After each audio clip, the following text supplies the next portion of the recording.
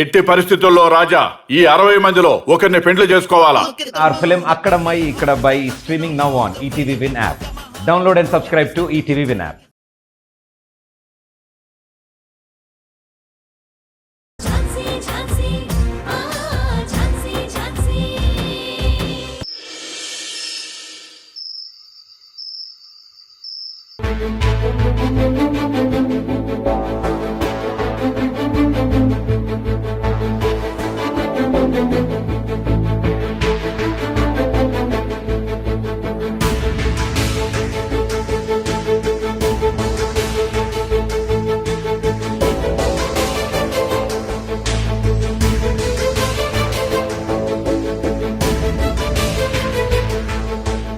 మృణాల్ని ఏంటి ప్రసాద్, వాయిస్ డల్గా ఉంది?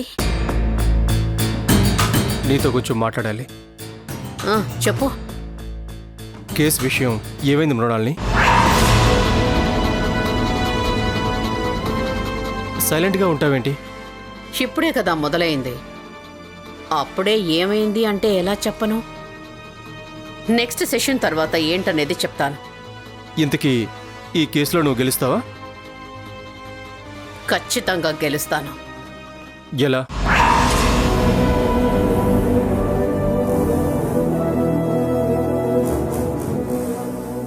ఈ మృణాలని తలుచుకుంటే నిజాన్ని అబద్ధం చేయగలదు, అబద్ధాన్ని నిజం చేయగలదు. అలాంటిది నిజాన్ని నిజమని చెప్పుకోవడం నాకు పెద్ద విషయం ఏమీ కాదు.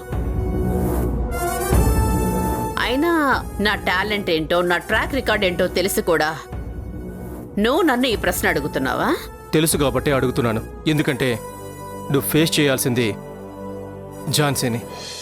అది గుర్తుపెట్టుకో. ఏంటి ప్రసాద్ నువ్వు నాకు దాని గురించి గొప్పగా చెప్తున్నావేంటి? అది నా ముందు ఆఫ్టర్ ఆల్. ఒకవైపు నిజం ఉంటే మరొక వైపు అబద్ధం ఉంటుంది. ఈ మృణాలిని నిజం వైపే నిలబడుతుంది. ఒకసారి నువ్వు తన చేతిలో ఓడిపోయావు, అది మర్చిపోయావు అనుకుంటా. ఆటలో గెలుపు ఓటములు సహజం ప్రసాద్. ఓడిపోయామని చెప్పి వెనక్కి అడుగు వేయలేం కదా, ఆటని వదిలేయలేం కదా. అయినా ఒక్కసారి ఓడిపోయినంత మాత్రాన ప్రతిసారి ఓడిపోతానని అనుకోకు. ఆ ఝాన్సీ దగ్గర ఆధారాలున్నాయి, ఫోటోలు కూడా కోర్టులో ప్రొడ్యూస్ చేసింది. అసలు అవి తనకెలా వచ్చాయి? అంటే ఏంటి ప్రసాద్, నువ్వు నన్ను భయపెడుతున్నావా? నన్ను భయపెట్టి నువ్వేం సాధిద్దామని? అది కాదు మృణాల్ని. ప్రసాద్, నువ్వు కోర్టు విషయాలు పట్టించుకోకుండా ఉంటేనే మంచిది. ముందు విషయం ఏంటో చెప్పు. మా నాన్నకి నీ కేసు విషయం తెలిసింది. నేను భయపడుతున్నట్టుగానే ఆయన చాలా ఫీల్ అవుతున్నారు. దానికి నన్నేం చేయమంటావు? ప్లీజ్ మృణాల్ని, ఇప్పటికైనా మించిపోయిందే లేదు. నా మాట విను, మనం ఇక్కడి నుంచి వెళ్ళిపోదాం. ప్రసాద్ ప్లీజ్, నువ్వు చాలా మంచోడివి. అన్ని విషయాల్లో నాకు సపోర్ట్ చేశావు.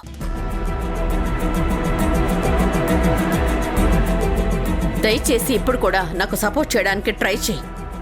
అంతేగాని ఇక్కడి నుంచి వెళ్ళిపోదామని బలవంతం చేయకు ప్లీజ్.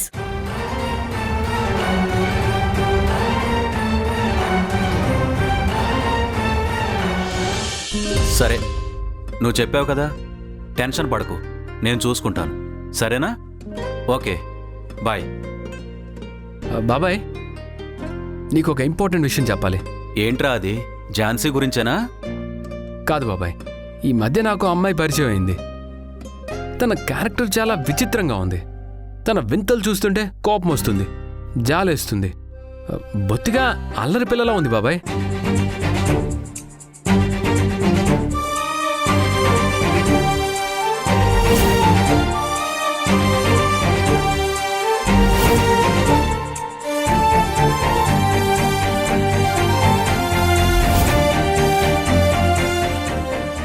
ఏంటండి మీరు, ఎందుకలా పంపించారు? ఏంటి పిచ్చా మీకు? పిచ్చి కాదు, ప్రేమ. లడ్డూ కావాలా నాయనా? నువ్వు ఊరుకో బాబాయ్. అసలు తను నన్ను ఎందుకు ఇలా ఆట పట్టిస్తుందో అర్థం కావట్లేదు. అర్థం కాకపోవడానికి ఏముందిరా, ఆ అమ్మాయి నిన్ను లవ్ చేస్తుంది. లవ్వా? మరి ఏ కారణం లేకుండా ఒక అమ్మాయి నిన్ను కలవదు. ఏ ఫీలింగ్స్ లేకుండా ఫ్లవర్ బొకే పంపించదురా. ఇసుమంతైనా ప్రేమ లేకుండా నీకు భోజనం పంపించదురా. కానీ నేను అమ్మాయిని పెద్దగా పట్టించుకోవట్లేదు బాబాయ్. నా కాన్సన్ట్రేషన్ అంతా ఝాన్సీ మీదే ఉంది. నువ్వు ఆ అమ్మాయిని పట్టించుకోకపోతే తన గురించి నీ మైండ్లో ఎందుకుంటుంది? అదేంటి బాబాయ్, మైండ్లో ఉన్నంత మాత్రాన పట్టించుకున్నట్లేనా? అలా అనుకుంటే చాలామంది క్రిమినల్స్ నా మైండ్లో ఉంటారు. వాళ్ళందరినీ పట్టించుకున్నట్లేనా? ముందు నీ మనసులో ఉంది మన ఝాన్సీయో ఆ ప్రియాంకనో ఒక క్లారిటీ తీసుకోరా బాబు. నా మైండ్ కన్ఫ్యూజ్ అయి వస్తుంది. నాకు క్లారిటీగా ఉంది బాబాయ్. కొంపదీసి నారీ నారీ నడుము మురారిలాగా ఇద్దరు నీ మనసులో ఉన్నారంటావా ఏంటి? అబ్బా బాబాయ్, నువ్వు ఊరుకో. ప్రియాంక గురించి అయితే అసలు ఆలోచనే లేదు. అయితే నువ్వు ఝాన్సీకి వీలైనంత తొందరగా దగ్గర అవడానికి ట్రై చేయాలరా అబ్బాయి. ముందు నీ ఇష్టాన్ని తనకి ఎక్స్ప్రెస్ చేయరా, ఒక పని అయిపోతుంది కదా. అరే న్యూటన్ 3వ సిద్ధాంతం కూడా ఇదేరా. మన మనసులో ఉన్న ఏ ఫీలింగ్ అయినా అది బయటికి చెప్పకపోతే వృధా అయిపోతుందిరా. న్యూటన్ అక్కడ అలా చెప్పలేదే. న్యూటన్ కాకపోతే నేనే చెప్పాను అనుకోబోయ్. అయినా ఇప్పుడున్న సిచ్యువేషన్లో తనకి నా అభిప్రాయాన్ని చెప్పడం కరెక్ట్ కాదేమో బాబాయ్. అలానే చెప్పాలని కూడా అనిపిస్తుంది. కానీ ఎలా చెప్పాలో అర్థం కావట్లేదు బాబాయ్. రేయ్ అయితే రోజు నాతో కలిసి ఓ పెగ్గేరా. ఐడియాలు ఆటోమేటిక్గా అవే తనుకుని వచ్చేస్తాయి. పెగ్గేం వద్దులే బాబాయ్, ఏదైనా ఐడియా ఉంటే చెప్పు. చూడు గౌతమ్, ఇంట్లో ఈ గొడవలు ఇవన్నీ కామన్ రా. కానీ ఈ గొడవలు కోర్టు కేసులని ఝాన్సీ స్ట్రెస్ ఫీల్ అవుతూ ఉంటుంది.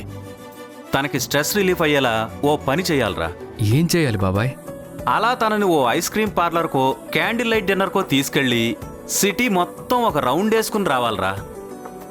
అప్పుడే నీ లవ్ ముందుకు సాగుతుంది. అలాగే బాబాయ్. All the best my son. Thank you బాబాయ్. కానీ కానీ కానీ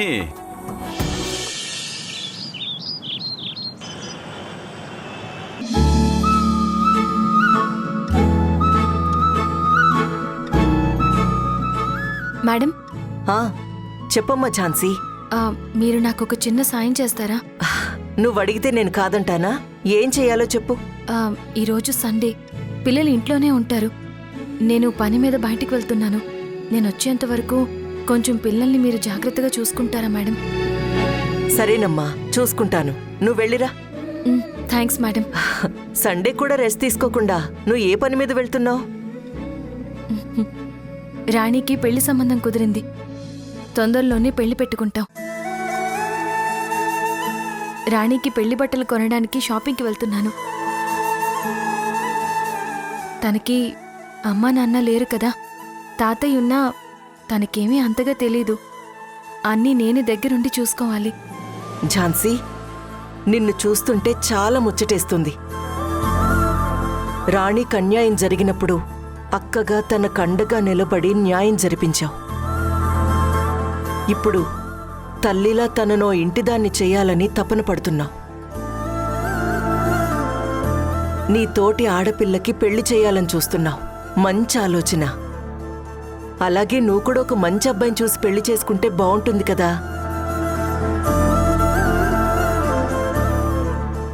నాకు అర్థమైంది. ఇప్పుడు నీ మనసులో పిల్లల ఆలోచన తప్ప మరేం లేదు కదా. నీలాంటి మంచి అమ్మాయికి మంచి మనసున్న మహారాజుని ముడిపెడతాడా దేవుడు. నిన్ను అర్థం చేసుకున్నవాడు, పిల్లల్ని అర్థం చేసుకున్నవాడు నీ జీవితంలోకొస్తాడమ్మా.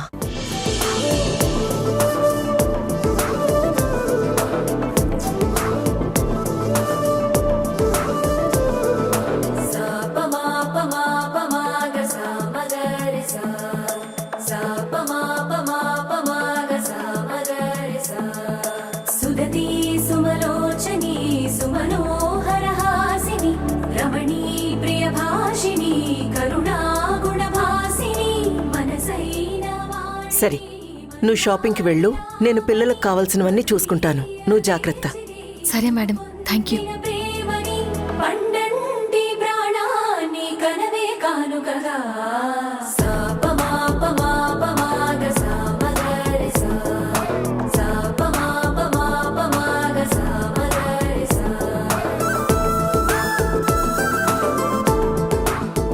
ఝాన్సీ గారు,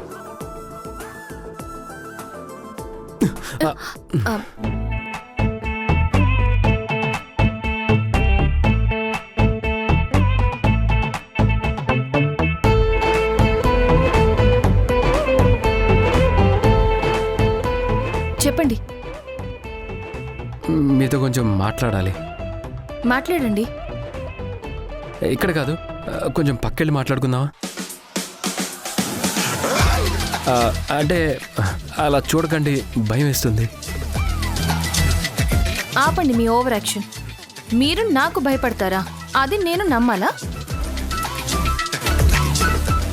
మీరు కామెడీ చేయొచ్చు, మరీ ఇంత కాదు. ఓకేనండి, మీతో కొంచెం పర్సనల్గా మాట్లాడాలి. ఏంటి? ఏం పర్సనల్గా మాట్లాడాలి? ఏం లేదండి, మీరేమో కోర్టు కేసులని, నేనేమో ఇన్వెస్టిగేషన్లు అవి ఇవి అని తిరుగుతున్నాం. అవును, నేను ఇన్వెస్టిగేషన్ అని మీరు కోర్టు కేసులను తిరిగితే బాగోదు కదండి. అదేనండి, అదే చెప్తున్నా. ఇద్దరం వృత్తిపరంగా చాలా స్ట్రెస్ అవుతున్నాం కదా. అయితే ఆయన స్ట్రెస్ అనేది ఏ పనిలోనైనా ఎవరికైనా ఉండేదే కదా. ఆఫ్ కోర్స్ నిజమే అనుకోండి, కానీ ఎక్కువ స్ట్రెస్ ఫీల్ అయినా ఆరోగ్యం పాడవుతుంది కదా. గౌతమ్ గారు, ఇప్పుడేమంటారు? ఏమీ లేదు, సరదాగా అలా బయటికి వెళ్ళి నేచర్లో టైం స్పెండ్ చేస్తే బాగుంటుంది కదా. అయితే వెళ్ళండి, నేనెందుకు? ఎవరో ఒకరు తోడుంటే బాగుంటుంది కదా. మీ ఇంట్లో ఇంతమంది ఉన్నారు కదా. ఇంట్లో వాళ్ళతో ఫ్రీగా ఉండలేం కదా. అదే ఒక అమ్మాయితో అయితే ఫీలింగ్స్ అన్నీ పంచుకోవచ్చు. అడవిలో ఆకులకి కరువా, హైదరాబాద్లో అమ్మాయిలకి కరువా? వెళ్ళి ఎవరో ఒక అమ్మాయితో మీ ఫీలింగ్స్ పంచుకోండి. ఏమండి, మనిద్దరం కలిసి అలా కొంచెం సేపు టైం స్పెండ్ చేస్తే మన స్ట్రెస్ రిలీఫ్ అవుతుంది కదా అంటున్నా. అవునా? అవునండి, మళ్ళీ మనం చాలా షార్ప్గా వర్క్ చేయొచ్చు. షార్ప్గా? నిజం, ఏ కాదా?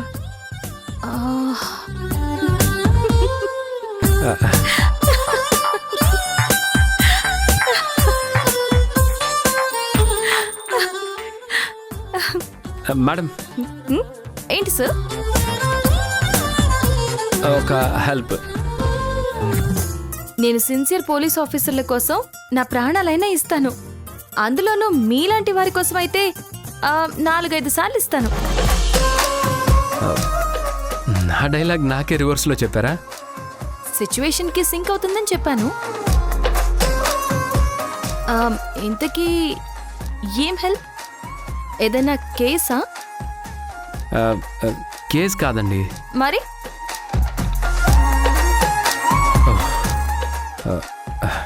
ప్రేమ సమస్య. అవునా? నాకెప్పుడు చెప్పలేదు. ఎవరిని ప్రేమిస్తున్నారు?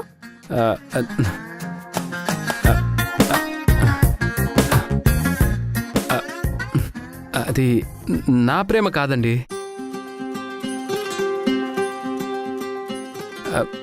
అది నా ఫ్రెండ్ ప్రేమ. ఆ ప్రేమకో సమస్య, దానికి సొల్యూషన్ వాడికి కానీ నాకు కానీ దొరకట్లేదు. మీరేదైనా ఐడియా ఇస్తారా? ఊరికే కాదులేండి, ఎప్పుడైనా మీ ఫ్రెండ్కి ఏదైనా సొల్యూషన్ కావాలంటే నేను ఐడియా ఇస్తాను. అంటే సాయానికి ప్రతి సాయం అన్నమాట. అంతే కదండి, ఇచ్చి పుచ్చుకుంటేనే కదా ఇద్దరి మధ్య రిలేషన్షిప్ బాగుంటుంది.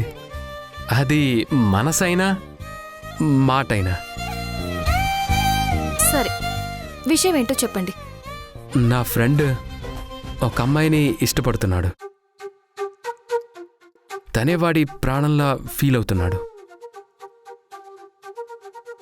ఆ అమ్మాయి కూడా వాడితో చాలా బాగా మాట్లాడుతుంది.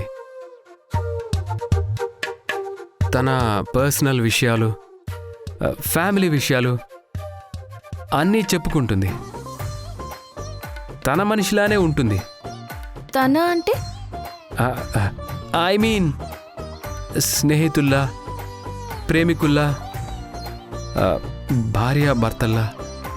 ఆ, కొంచెం అర్థమయ్యేలా చెప్తారా?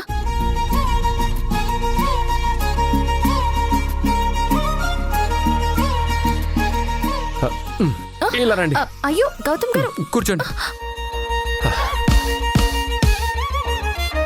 ఇప్పుడు నేను కాదు, నా ఫ్రెండ్ అనుకోండి. మీరు కాదు, నా ఫ్రెండ్ని ప్రేమించిన అమ్మాయి అనుకోండి. ఓకే, కన్ఫ్యూజ్ అవ్వకండి. నేనంటే నా ఫ్రెండ్ అండి, మీరంటే మా ఫ్రెండ్ ఇష్టపడే అమ్మాయి అండి. ఓకే, క్లియర్ కదా? క్లియర్. ఆల్ క్లియర్ కదా?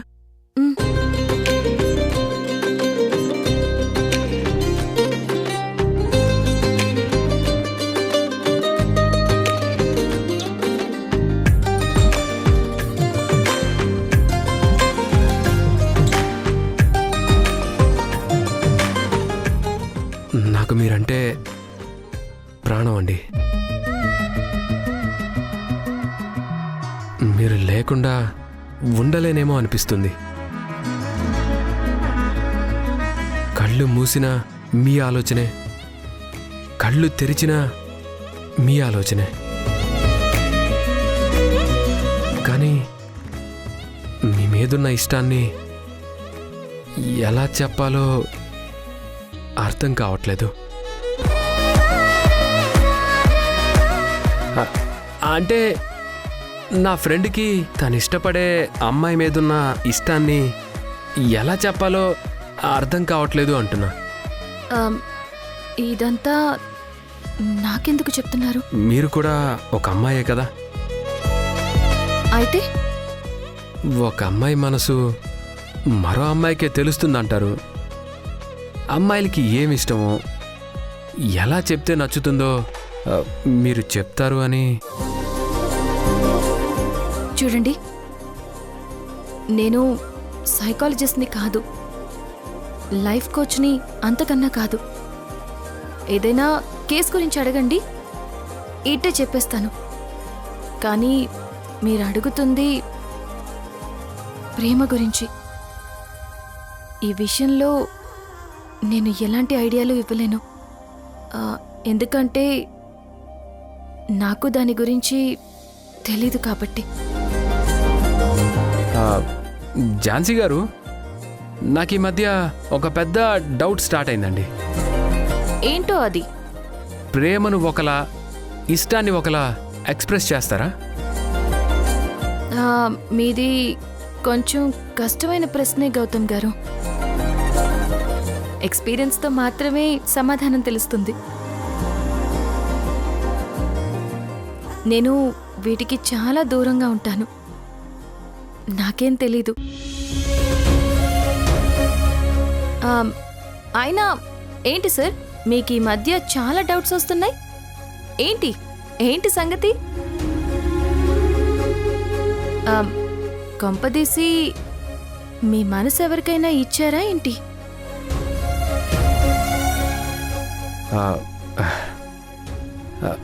అదేం లేదు.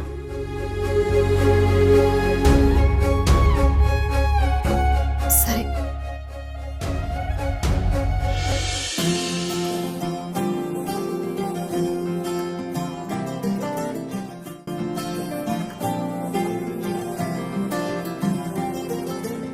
ఏదో ఏదో మాయా అనుకుంటూనే పడిపోయా, నేను చేసేనాడు ఆపై వాడు పొందిందే హాయా. అందం కావాలంటే అడగాలేమో నీ ఛాయ నేను చెప్పాలంటే భాషల్లో నా పోలికలున్నాయా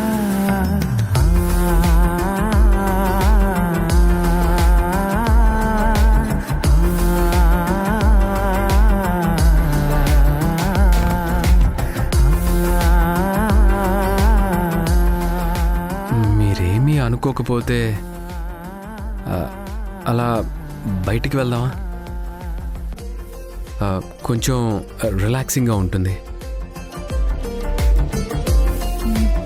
నేను ఇప్పుడు రాలేను. రాణికి పెళ్లి బట్టలు తీసుకోవడం కోసం షాపింగ్కి వెళ్తున్నాం.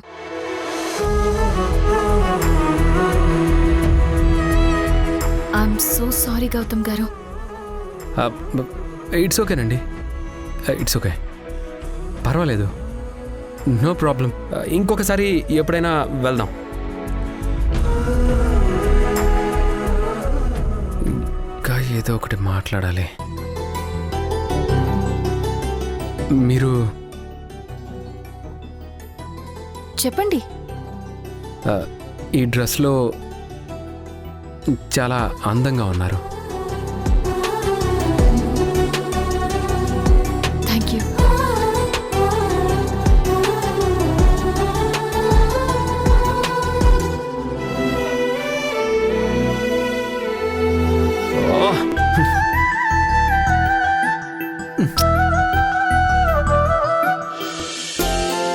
ఏంటి వినిపించట్లేదు? హలో హలో రాణి, హలో హలో రాణి, వినిపిస్తుందా? హలో హలో రాణి, ఇక్కడ సిగ్నల్ ప్రాబ్లం అనుకుంటా, సరిగా వినిపించట్లేదు.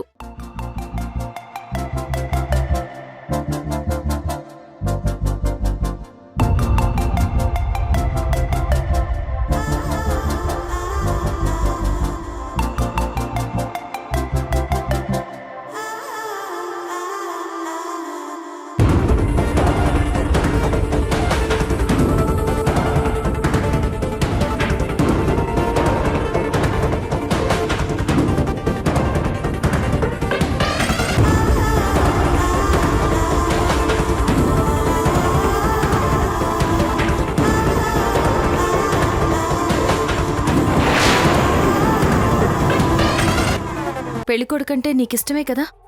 లేదంటే ఈ పెళ్లి నా కోసం చేసుకుంటున్నావా? పర్లేదు, నువ్వేమనుకుంటున్నావో చెప్పు, నేనేం అనుకోను. తను అలా కావాలని చేయలేదని చెప్పాడు కదా. ముసుగు మనిషి తనని బెదిరించేసరికి అలా బిహేవ్ చేశాను అని బాధపడ్డాడు కదా. అసలు ఆ ముసుగు మనిషి ఎవరై ఉంటారక్క?